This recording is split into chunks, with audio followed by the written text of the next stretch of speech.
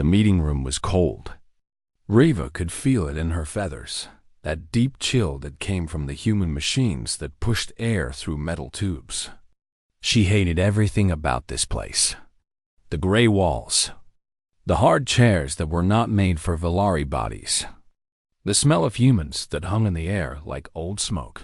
She sat at the long table with 3 other Valari diplomats. Across from them sat 4 humans. They were strange creatures, these humans.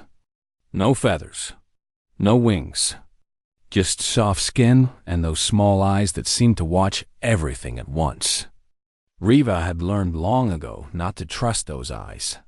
"We believe a joint expedition would benefit both our peoples," the human leader was saying. His name was something she could not pronounce. They all had names like that. Hard sounds that felt wrong in her throat.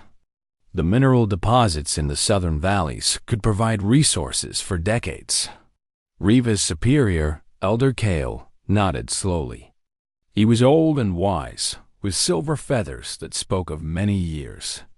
But Riva thought he was too soft with the humans, too willing to forget. "And what of security?" Riva asked. Her voice was sharp. She did not try to hide it. "What of the last time our peoples worked together?" The room went quiet. The humans shifted in their seats. Good, Riva thought. Let them be uncomfortable. Let them remember. 5 years ago, there had been a misunderstanding at the border. The humans called it an accident. The Valari called it an attack. 12 Valari had died. Riva's brother had been one of them. She still saw his face when she closed her eyes at night. She still heard his voice in her dreams. "The incident at the border was a tragedy," the human leader said carefully. "We have taken steps to ensure it never happens again." "Steps," Riva repeated. The word tasted bitter. "My brother is dead, and you speak of steps." Elder Kale raised a hand. "Riva, this is not the place." But she could not stop. The anger was too strong. These creatures are dangerous. They are unpredictable. One moment they smile, the next they kill. We cannot trust them. We should not work with them. We should stay on our side of the thornwood, and they should stay on theirs. The human leader looked at her with those strange human eyes. She expected anger. She expected argument. But instead, he just looked sad. That confused her, and she hated being confused. "I understand your pain," he said quietly. "I lost people that day too. Good people. Friends." Riva wanted to say something cruel. She wanted to hurt him the way she was hurting. But the words would not come. She looked away and said nothing more. The meeting ended without agreement. As Riva walked out into the pale sunlight of her N4, she felt tired. So tired.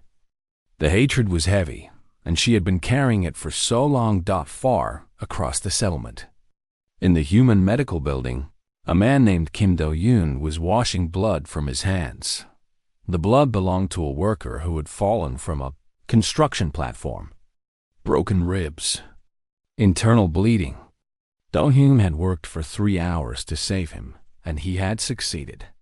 But he did not feel proud. He just felt empty. He looked at himself in the small mirror above the sink. He was 34 years old, but he looked older. There were dark circles under his eyes, lines on his face that had not been there 5 years ago. His black hair was starting to show threads of gray. 5 years ago, he had been a military medic. He had been at the border when everything went wrong. He remembered the chaos, the screaming, the bodies of humans and Valari lying together in the dirt. He had tried to save everyone, human and Valari alike. But there had been too many wounded and not enough time. He still dreamed about the ones he could not save. A young Valari girl with silver feathers, no older than a child. She had looked at him with such fear as she died. He had held her small clawed hand and told her it would be okay. But it was not okay. It was never okay. After that day, Do-hyun left the military. He could not be a soldier anymore. He came to the colony as a volunteer medic instead. He told himself he was helping people. But really, he was hiding. Hiding from the memories. Hiding from the guilt. His colleague, Park Yuna, found him still staring at the mirror. She was young, maybe 25, with a quick smile and a kind heart. She worked in communications, but she often came to the medical building to help. "The worker will be fine," she said. "You saved his life, I know. Then why do you look like someone died?" Do-hyun did not answer. He dried his hands and walked to the window. Outside, he could see the edge of the thornwood forest. It was a dark and dangerous place, full of twisted trees and sharp thorns that could cut through metal. Beyond it lay the Valari settlement. So close, yet so far away. "The storm warning came in," Yuna said. "The big one they've been tracking. It will hit tomorrow night." Dawn nodded. Plasma storms were common on Haran 4, the planet's strange atmosphere. Created lightning that could melt steel and winds that could tear buildings apart. Everyone would need to take shelter. "Make sure the emergency supplies are ready," he said. "Extra medical kits, water, power cells. Already done." Yuna paused. "Do-hyun, are you okay?" He almost laughed. Was he okay? He had not been okay in 5 years. But he gave her a small smile anyway. "I'm fine. Just tired." Across the thornwood, in the Valari settlement, a young girl named Sori was doing something she should not be doing. She was hiding under her sleeping platform, looking at her treasures. They were human things. Forbidden things. A broken compass with a cracked glass face. A faded photograph of a human family smiling in front of a blue sky. A small metal box with a handle on the side. The metal box was her favorite. When she turned the handle, it made music. Strange, beautiful music that sounded like nothing in the Valari world. She had found it near the border of the thornwood, dropped by some human long ago. She had kept it hidden for almost a year now. Her mother would be so angry if she knew. Reva hated humans more than anyone. She had told Sori many times that humans were monsters.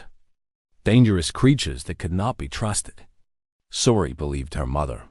She had no reason not to, but sometimes, late at night, she would turn the handle of the music box and listen to its song. And she would wonder if creatures that made such beautiful music could really be all bad. The door to her room opened. Sori quickly pushed her treasures deeper under the platform and crawled out, trying to look innocent. It was her mother. Reva looked tired, the way she always looked after meetings with the humans. Her feathers were dull, and her eyes were heavy. "The storm is coming tomorrow," Reva said. "You will stay inside. You will not go near the thornwood. Do you understand?" "Yes, mother." Reva studied her daughter for a long moment. Sori was small for her age, with pale blue feathers and curious eyes that reminded Reva of her brother. It hurt to look at those eyes sometimes. It hurt to love someone so much in a world that had already taken so much from her. "I mean it, Sori. The thornwood is dangerous. And the humans, I know, mother. Humans are monsters." Reva nodded slowly. "Good. Never forget that." She left the room. Sori listened to her footsteps fade away. Then, very quietly, she pulled out the music box and held it against her chest. She would stay inside during the storm. She would be good. But first, she needed to move her treasures somewhere safer. The small cave at the edge of the thornwood, where she had found the music box. She would go tomorrow, during the eye of the storm, when everything was calm. It would only take a few minutes. No one would know. It was a small decision. A child's decision. But sometimes, small decisions change everything. Outside, the sky was beginning to darken. The storm was coming, and with it, a night that would change 2 worlds forever. The storm hit her in for like an angry god. Sori watched from her window as the sky turned from gray to green to black. Lightning that was not like normal lightning shot across the clouds. It was pink and purple and white, and it moved in strange patterns, like living things hunting in the sky. The thunder was so loud that it shook the walls of their home. Her mother had left early that morning for an emergency meeting with the other diplomats. The storm was worse than anyone had expected. There was talk of damage to the outer buildings, talk of floods in the lower areas. Reva had told Sori to stay in her room and not move until she returned. But Sori could not stop thinking about her treasures. The small cave at the edge of the thornwood was not very deep. If the floods came, the water would reach it. Her music box would be destroyed. The photographs, the compass, everything she had collected over the past year. She told herself it did not matter.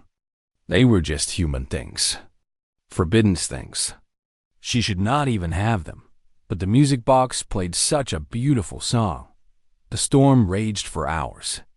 Then, slowly, it began to quiet. The lightning stopped. The thunder faded to a low rumble in the distance. The eye of the storm had arrived. Sori knew about storm eyes. Her teachers had explained them. The center of a plasma storm was calm and clear. It could last for an hour, sometimes more. Then the second half of the storm would come, just as strong as the first. She went to her window and looked outside. The sky was strange. It was dark around the edges, but in the center, she could see pale yellow light. Almost like a false sunrise. The thornwood was not far. Maybe a 10-minute flight. She could reach the cave, grab her treasures, and fly back before anyone noticed. Before the storm returned, it was a foolish idea. She knew it was foolish. But she was 10 years old, and 10-year-olds often do foolish things. She opened her window very quietly. The air outside was cold and wet, but calm. She spread her wings and jumped. Flying felt wonderful after being trapped inside all day. The wind was gentle in the eye of the storm, and she moved quickly toward the dark line of the thornwood. Behind her, the lights of the Valari settlement grew smaller. Ahead, the twisted trees of the forest waited. She landed at the edge of the thornwood and folded her wings. The forest looked different after the storm. Trees had fallen. The ground was covered in broken branches and puddles of dark water. But she knew the way to her cave. She had been there many times. She walked into the forest. The cave was not far. Just past the old dead tree that looked like a reaching hand. Just beyond the clearing where the purple flowers grew. She moved quickly, her small feet splashing through puddles. She found the cave. Her treasures were safe, tucked into a dry corner where she had hidden them in a small bag. She grabbed the bag and held it tight against her chest. The music box was inside. She could feel its familiar shape. She turned to leave. That was when the storm came back. It did not come slowly. It came all at once, like a door slamming shut. The sky went from yellow to black in seconds. The wind hit her like a giant hand, throwing her off her feet. She tried to fly, but the wind was too strong. Her wings were pushed back against her body. Lightning struck a tree nearby. The explosion of light and sound left her deaf and blind for a terrible moment. She stumbled forward, trying to find shelter, trying to get away. A tree fell. Sori did not see it coming. She only felt the impact. Something huge and heavy crashed down on her right wing, pinning her to the ground. The pain was like nothing she had ever felt. White-hot and endless. She screamed, but the storm swallowed her voice. She tried to pull free, but she could not move. The tree was too heavy. Her wing was trapped beneath it, and every time she struggled, the pain grew worse. She could feel her bones grinding against each other. She could feel her feathers being crushed. The rain started. Not gentle rain, but hard rain that hit like stones. The water began to rise around her. She was lying in a low area, and the flood was coming. She was going to drown. She was going to die here, in the thornwood, alone and afraid.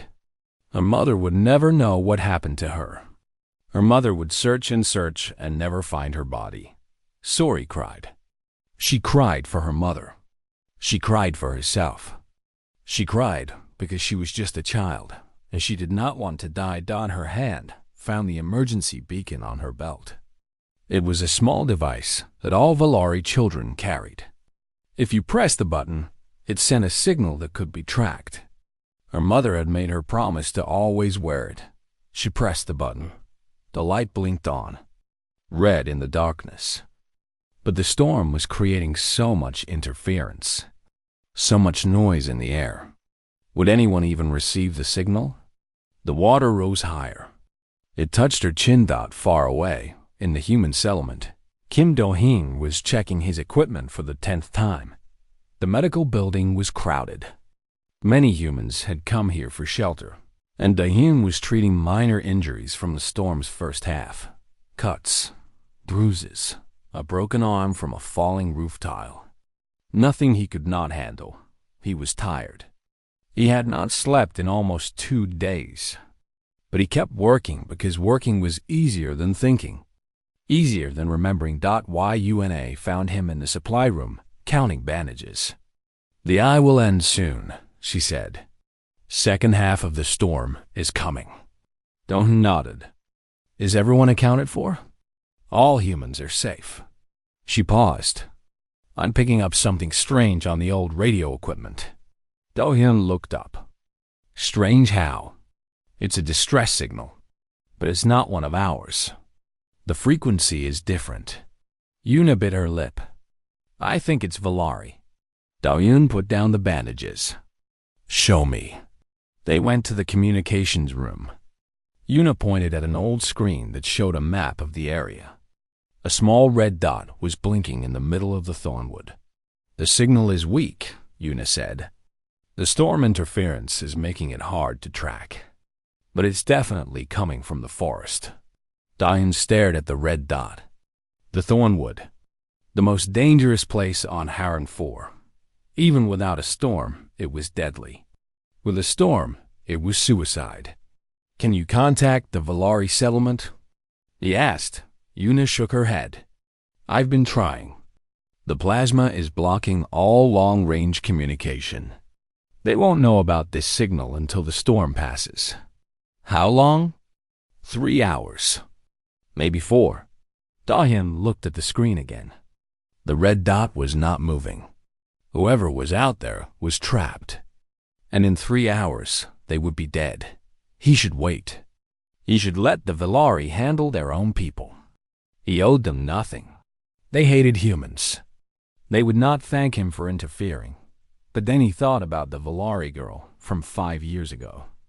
The one who had died in his arms. The one with the silver feathers and the frightened eyes. He had not been able to save her. He had carried that guilt every day since. He could not let it happen again. "I'm going out there," he said. Yuna stared at him. "That's crazy. You'll die. Maybe." He was already moving toward the door. "But someone is out there. Someone who needs help. I can't just sit here and let them die." Do-hyun wait, but he was gone. He grabbed his emergency medical kit, his thermal jacket, a rope, and a small light that could cut through the darkness. He wrapped himself in waterproof gear and stepped out into the eye of the storm. The world was quiet. Strange and quiet. Above him, the sky was a circle of pale light surrounded by walls of black cloud. He could see the second half of the storm waiting. He had maybe 20 minutes before it hit. He ran toward the thornwood. The forest was a nightmare. Fallen trees blocked every path. The ground was covered in water and mud. Sharp thorns tore at his clothes and skin. He used the tracking device Yuna had given him to follow the signal, pushing deeper and deeper into the darkness. The storm hit when he was halfway there. The wind nearly knocked him down. The rain blinded him. Lightning struck all around, turning the forest into a world of flashing light and deafening noise. But he kept moving, one step at a time. Following the red dot on his screen, he fell into a flooded ravine and had to swim across. He climbed over a fallen tree that was as big as a building. He lost his light in the mud and had to continue in darkness, feeling his way forward with his hands. And then, finally, he found her, a small Valari girl, pinned beneath a fallen tree. The water was up to her neck.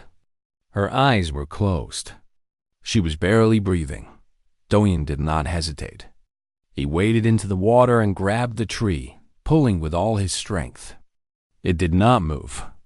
He tried again and again, his muscles screaming, his lungs burning. The tree shifted.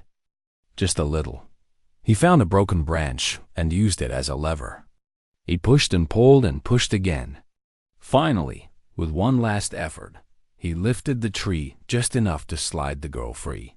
She cried out in pain. Her wing was badly broken, the bones visible through the torn feathers. But she was alive. Do-yoon pulled her from the water and held her against his chest. She was so small, so light. Like holding a bundle of feathers and dreams, her eyes opened. She looked at him, and he saw the fear. She was afraid of him, afraid of the human monster her people had warned her about. But she was also cold and hurt and dying. And he was the only one who could save her. "It's okay," he said softly. "I'm going to help you. I promise." She did not answer, but she stopped struggling. And when he wrapped his thermal jacket around her and lifted her in his arms, she let him. The storm raged on. The way back would be long and dangerous. But Do-yoon started walking. He would carry her through the darkness. He would carry her all the way home. The Thornwood wanted to kill them. Do-yoon felt it with every step. The forest was alive with danger. Fallen trees blocked his path. Flooded streams pulled at his legs. Sharp thorns cut his hands and face as he pushed through the darkness. The storm screamed above him like a living thing, but he kept walking. He kept carrying the small Valari girl in his arms. She was so light. That was what surprised him most. The Valari looked like they should be heavy, with their tall bodies and wide wings. But this girl weighed almost nothing. Her bones were hollow, made for flight, made to touch the sky. Her wing hung at a terrible angle against his chest. Even in the darkness, he could tell the damage was bad. Multiple fractures. Torn muscles. She would need surgery as soon as possible. But first, he had to get her out of this forest. He had to get her home. "Where are we going?" the girl asked. Her voice was small and weak, barely louder than the rain. "I'm taking you to your people," Do-yoon said. "Your settlement is on the other side of the forest." "How far?" "A few hours. Maybe more." She was quiet for a moment. Then she asked, "Are you going to hurt me?" Do-hyun felt something crack in his heart. This was what the Valari taught their children. This was what they believed about humans. That they were monsters. That they would hurt a wounded child. "No," he said softly. "I'm not going to hurt you. I'm going to help you.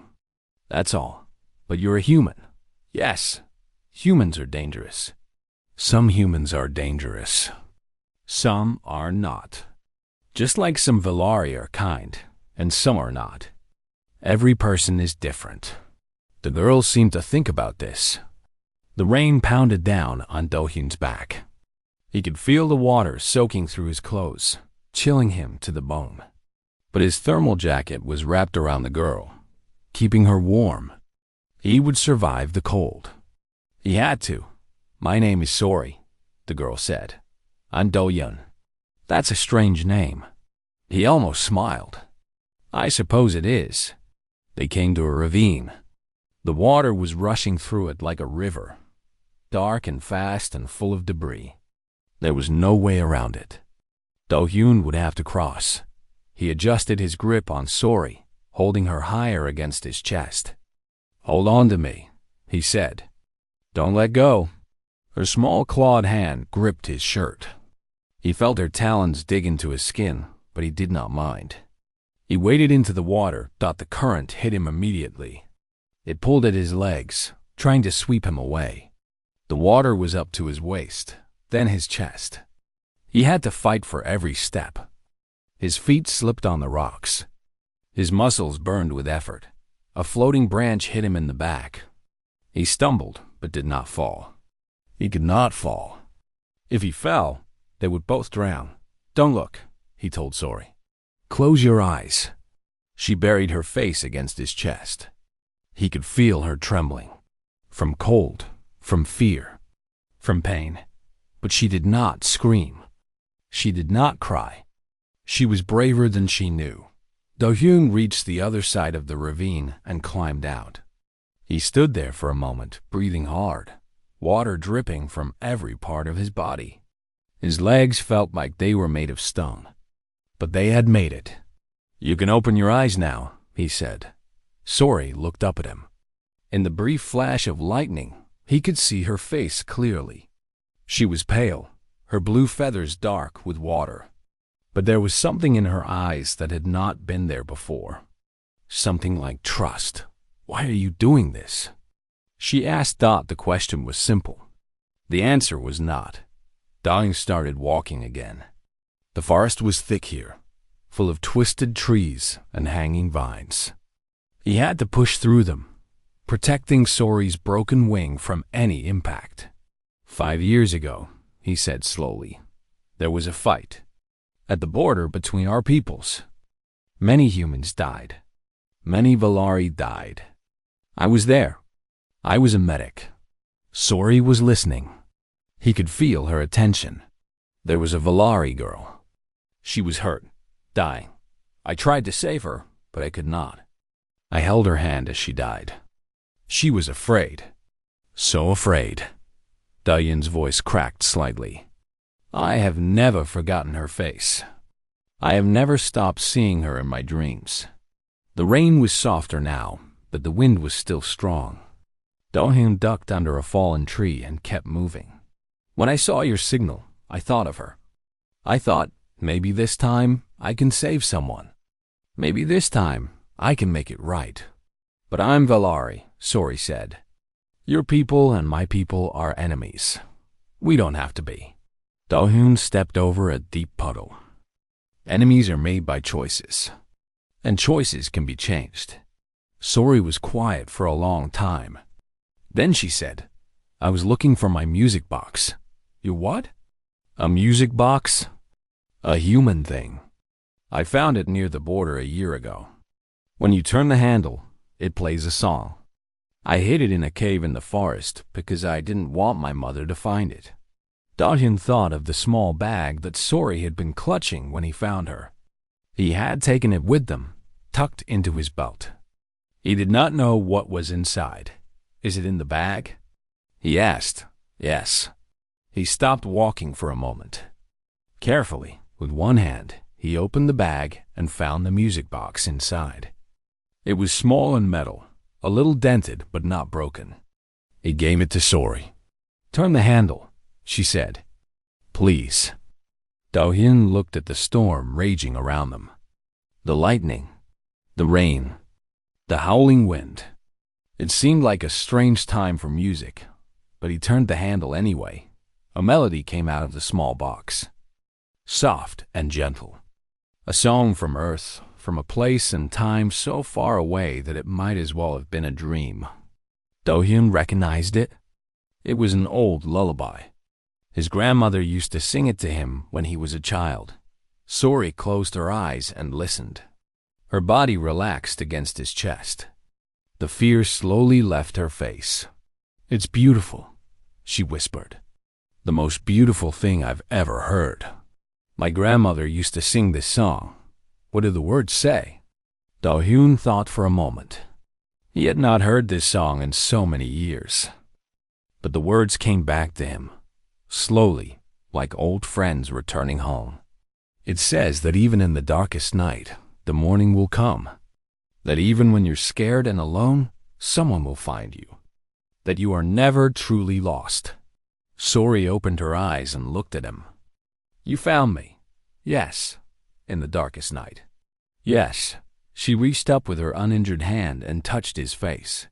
Her clawed fingers were gentle against his cheek. Maybe my mother is wrong about humans, she said. Do-hyun felt tears in his eyes. He did not try to hide them. Maybe we're all wrong about a lot of things. They moved on. The storm was finally beginning to weaken. The thunder was less loud. The lightning was less bright. But the journey was not over yet. They came to a section of forest where the trees had fallen like dominoes. There was no way around. Do-hyun would have to climb over them, one by one, while carrying SORI. It took hours. His arms ached. His back screamed. His feet were bloody from the sharp thorns. But he did not stop. He could not stop. Every time he wanted to give up, he looked at the small girl in his arms and found the strength to continue. Sori drifted in and out of sleep. Sometimes she mumbled words in her own language.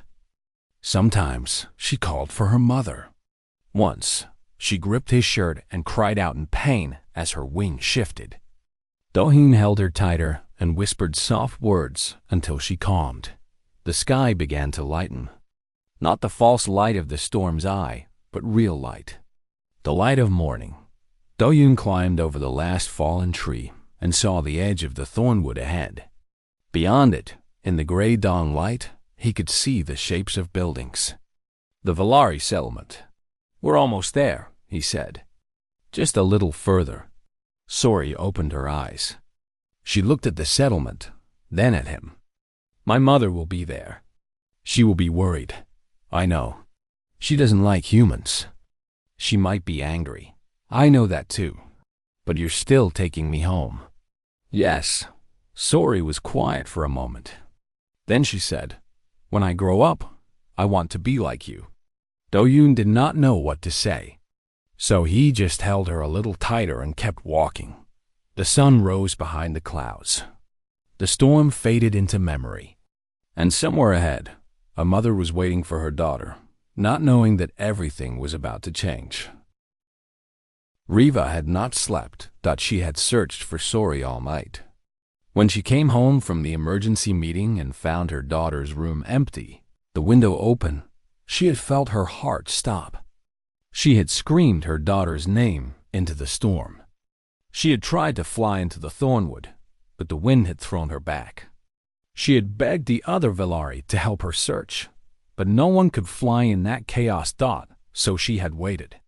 Hour after terrible hour, pacing, crying, praying to God she was not sure she believed in anymore. The storm passed. The search parties prepared to leave.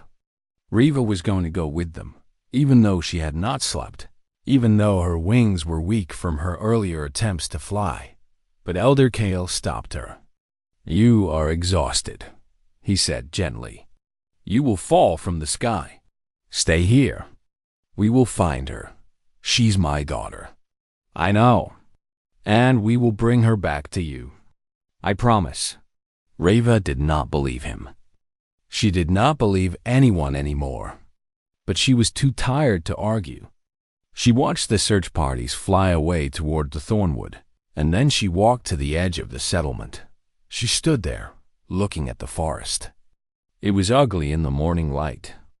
Dead trees, broken branches, pools of dark water. Somewhere in that nightmare, her daughter was waiting. Or not waiting. Maybe she was already gone. Maybe she was already dead. Riva fell to her knees. Please, she whispered. Please, let her be alive. I will do anything. I will give anything. Just let my daughter come home. She stayed there for a long time, head bowed, tears falling into the wet grass. She did not notice when the sun rose higher. She did not notice when other Valari gathered behind her. Watching and waiting. She did not notice the figure emerging from the thornwood. Mother Reva, someone said. Look, Reva raised her head. She looked toward the forest, and she saw something impossible. A human. A human was walking out of the thornwood. He was covered in mud and blood. His clothes were torn. He was limping badly, but he was walking, and in his arms, he was carrying something. Someone. Her daughter. Reva stood up slowly. Her legs felt weak. Her vision blurred with tears. She could not believe what she was seeing. A human? Carrying her daughter? Sorry, she whispered. Then louder. Sorry. She ran. She had never run so fast in her life. Behind her, she heard other Valari shouting. Warnings, confusion, but she did not care. All she could see was her daughter's pale face against the human's chest. The human stopped walking when he saw her coming. He stood very still, his hands visible, his posture calm. He did not look threatening. He looked tired. So tired that Reva was amazed. He was still standing. She stopped a few steps away from him. Her heart was pounding so hard she could barely breathe. Sorry, she said again. Sorry, can you hear me? Her daughter's eyes opened. They were cloudy with pain and exhaustion, but they were alive. Wonderfully, beautifully alive. Mother, Sorry said weakly. I'm sorry. I went to get my music box. I shouldn't have. Don't talk, Reva said. Save your strength. She looked at the human. Really looked at him for the first time. He was young, or maybe he was old. It was hard to tell with humans. His face was cut and bruised. His eyes were dark, but there was something in them that she did not expect. Not cruelty, not threat, just exhaustion and relief. She's alive, the human said.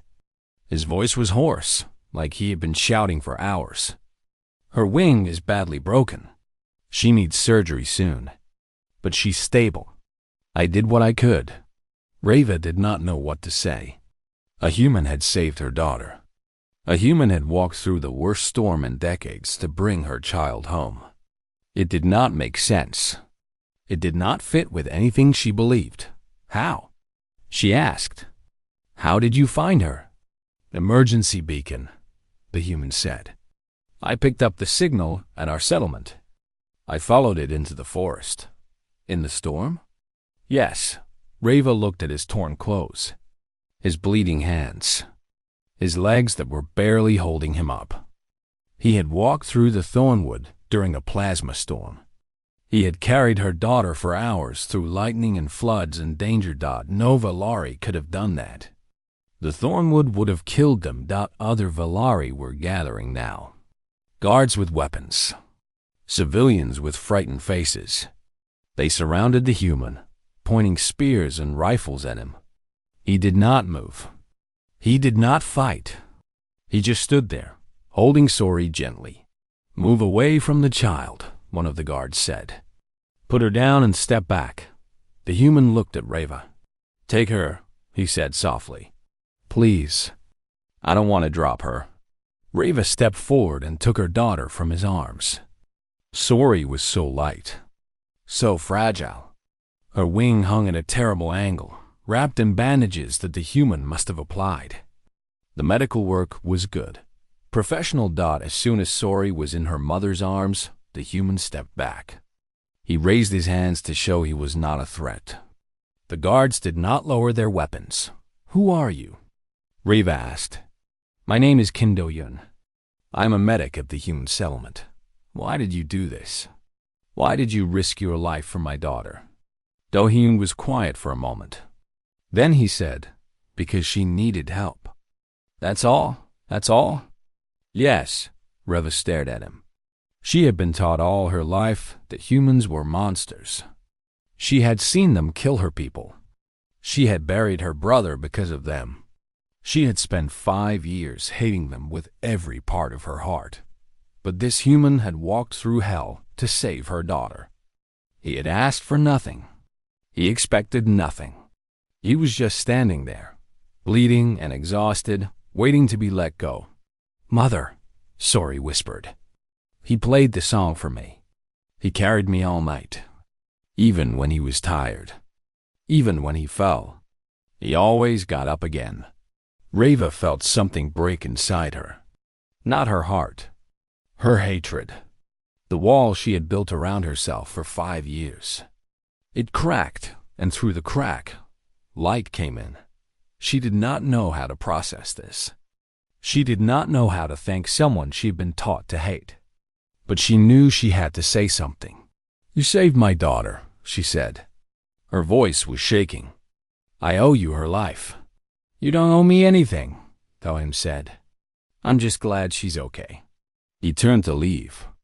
He was walking away. After everything he had done, he was just walking away. Wait, someone said it was Elder Kale. He had returned with the search parties. He stood at the front of the crowd, his silver feathers catching the morning light. "Human," he said. "What is your name?" Do-hyun turned back.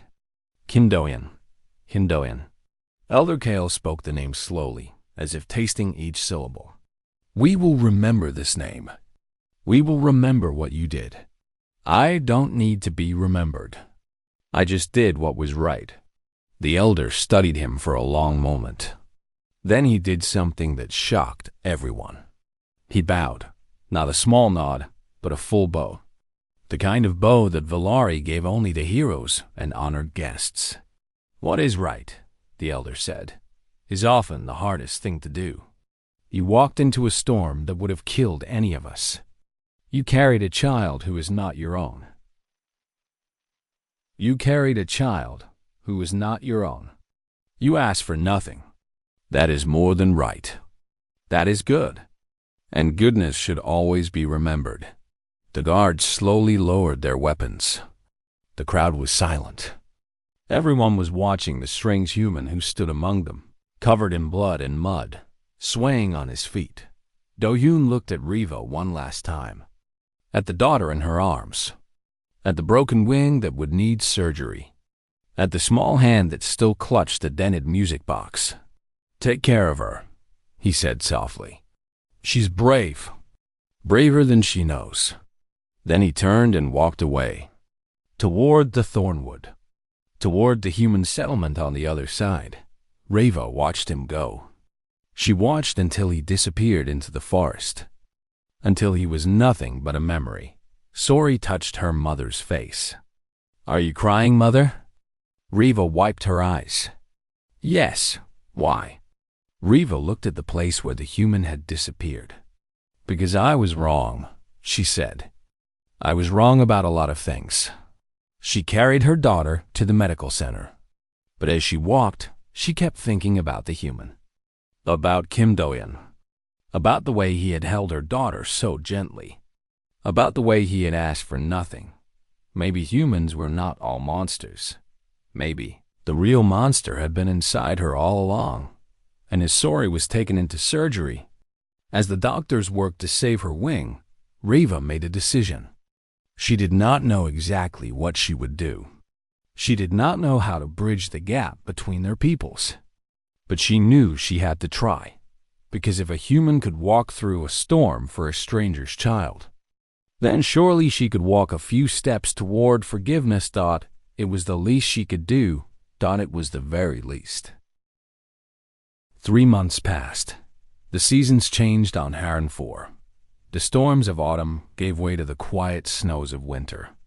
The Thornwood Forest stood silent and white, its dangerous thorns hidden under blankets of ice. The two settlements on either side of the forest continued their separate lives. But something had changed. Something that could not be unseen or unfelt. The story of the Storm Knight had spread.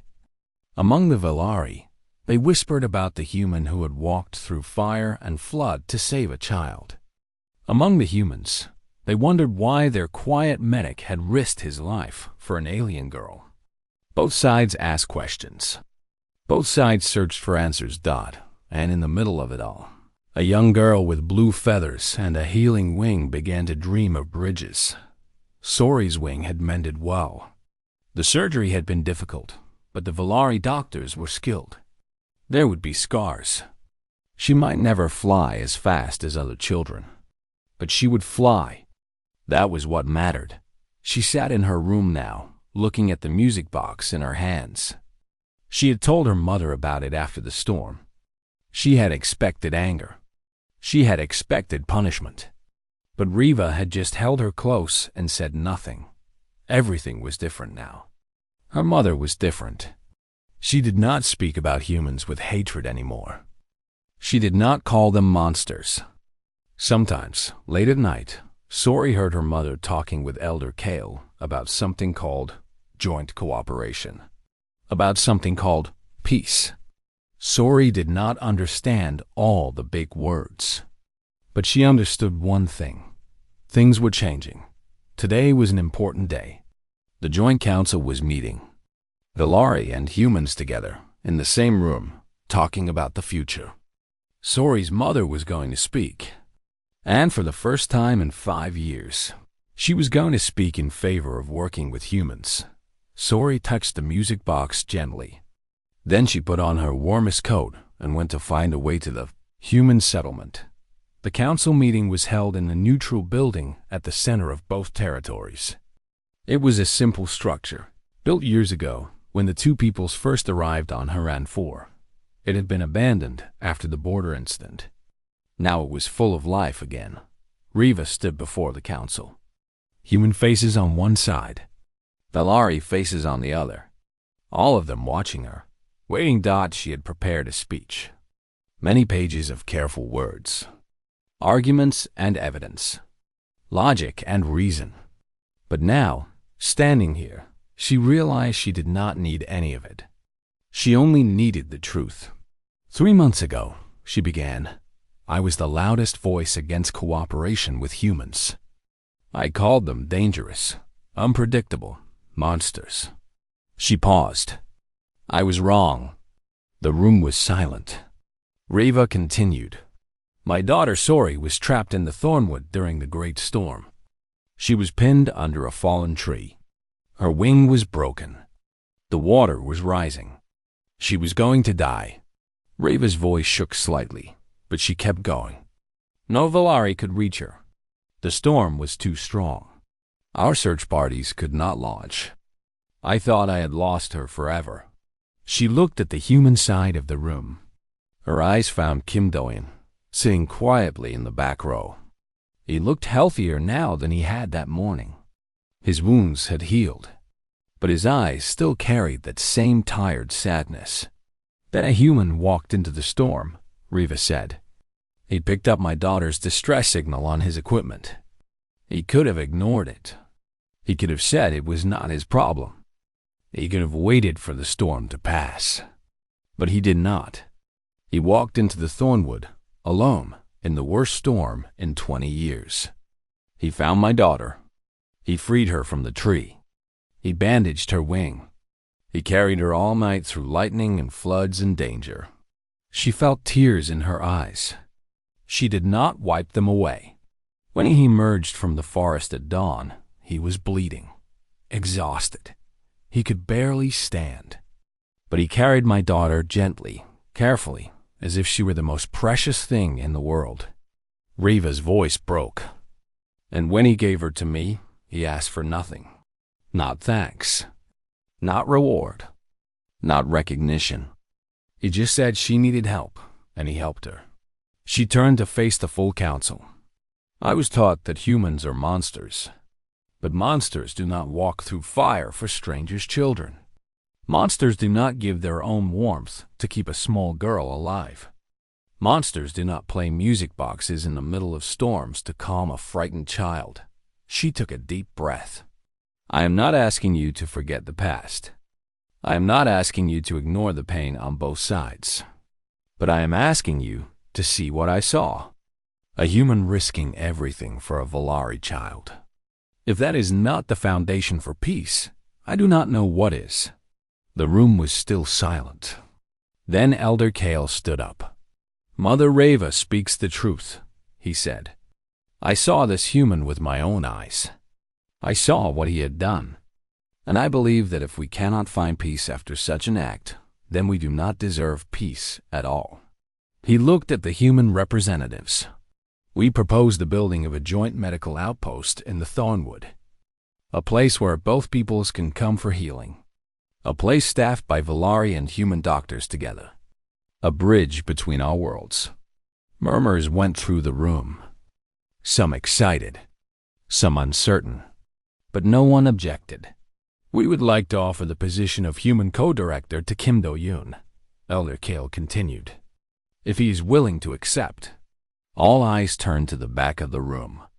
Do-yoon looked surprised. He stood up slowly, his expression uncertain.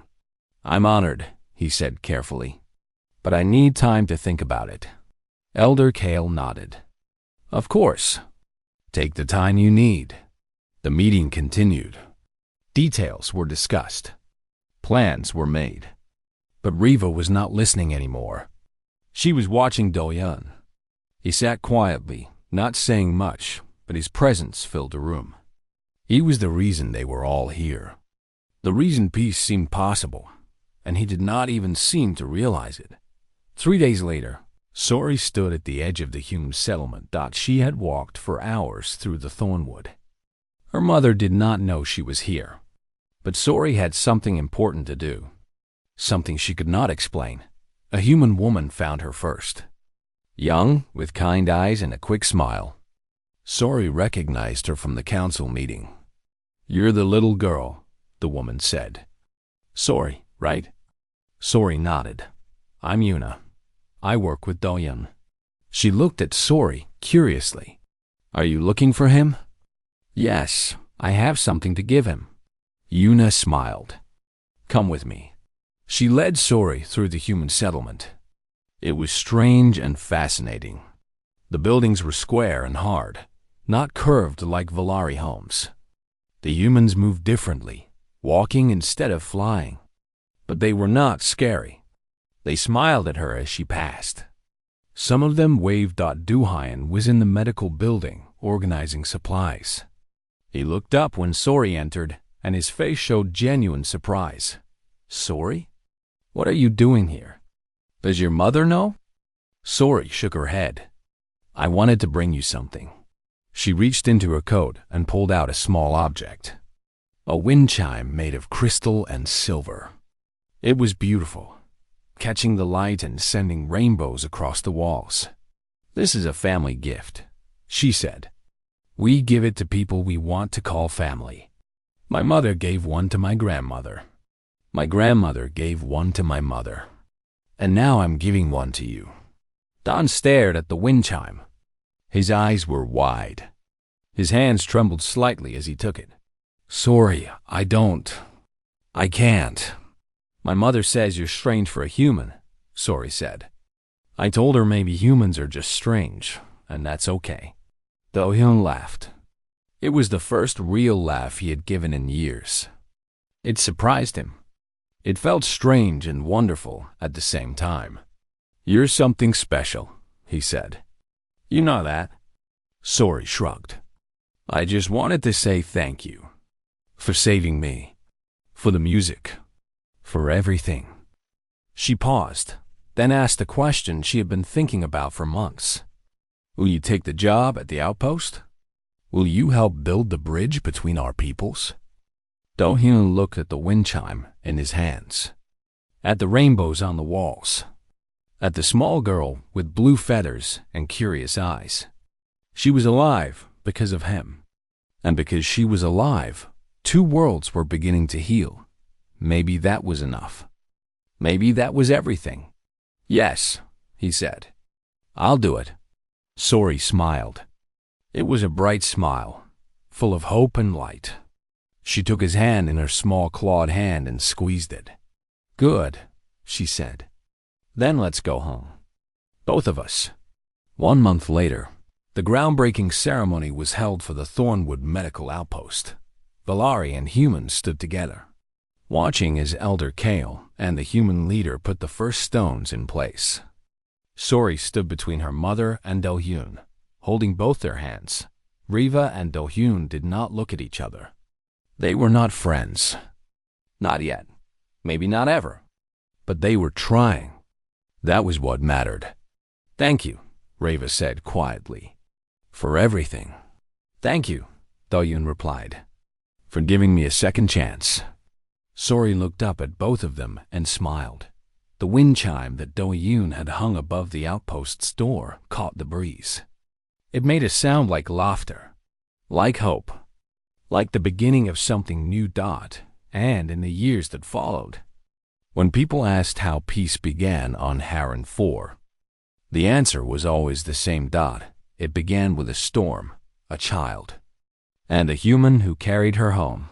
That was the truth. That was the story, and it was only the beginning.